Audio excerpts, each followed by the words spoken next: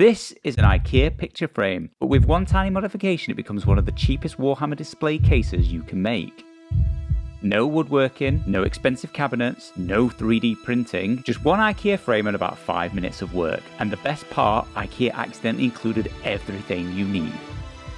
This is the IKEA SANNAHED frame. It's designed to hold pictures, but inside is a thick cardboard insert that creates depth. This allows you to mount a picture at the front of the frame or the rear of the frame, depending on your personal preference.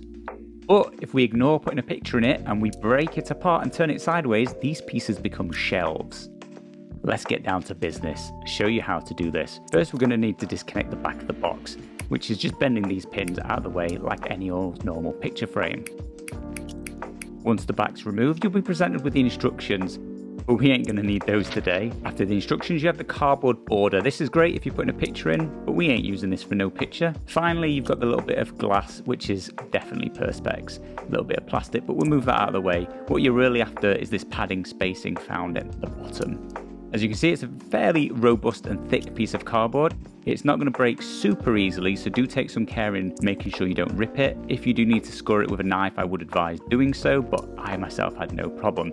Take the corner and apply some light pressure to pull it apart. At the end of the day, it's just glue and it will eventually give. Take your time, a few tugs, and it's basically going to fold itself up and then it can be ripped apart.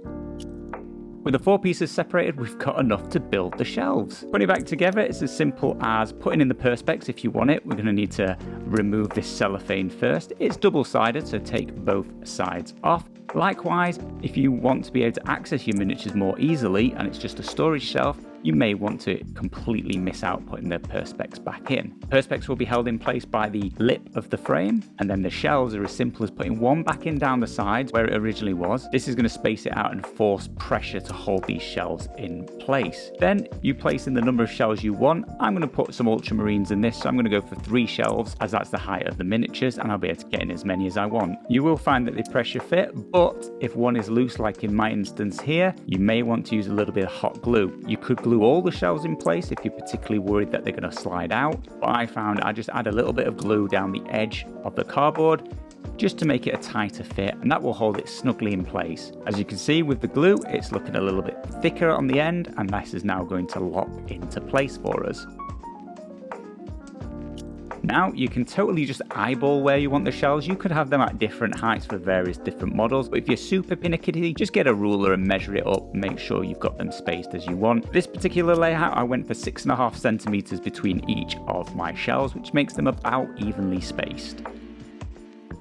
With the shelves built and stuck into place, that just leaves loading it up. Now, I'm going to put in my Space Marine collection here, a bunch of different factions, but the beauty of this, it actually could work for absolutely any hobby. You could stick in action figures, Lego minifigures, little trinkets. The world is your oyster, and as you can space out those shelves exactly as you want, you can basically put anything in you want. You're only restricted by your own hobby or imagination. Once you're all loaded up, just click on the back, bend those little metal tabs back down to lock it securely into place. And that's it. It really is that simple. Here's the display fully finished, but as you can see, it's got a little bit of a cardboard background, not the best finish. There's quite a few options we have here. First of all, I'm going to remove this sticker and do the absolutely easiest option and simply grab my trusty can of Rattle Black primer, head out into the garden, put a glove on to protect my hand, but then just spray this black all over. Alternatives would be just putting down some black cardboard or even a black felt tip if you could be bothered to sit and colour it for that long. A little touch alone is going to make this display case look a lot more professional. I've now removed the glass because 1, I want to access my miniatures fairly quickly, but 2, because of filming it, it's just reflecting in the lens and it's harder to see what I'm doing. But it doesn't have to stop with spraying the background black. You could add anything you like behind it. Here I've stuck in a Warhammer logo, but you could make custom backdrops, or you could even add in LED lighting, which I definitely considered doing, so let me know in the comments below if you'd like to see that modification. And there we go, a cheap IKEA frame turned into a miniature display cabinet.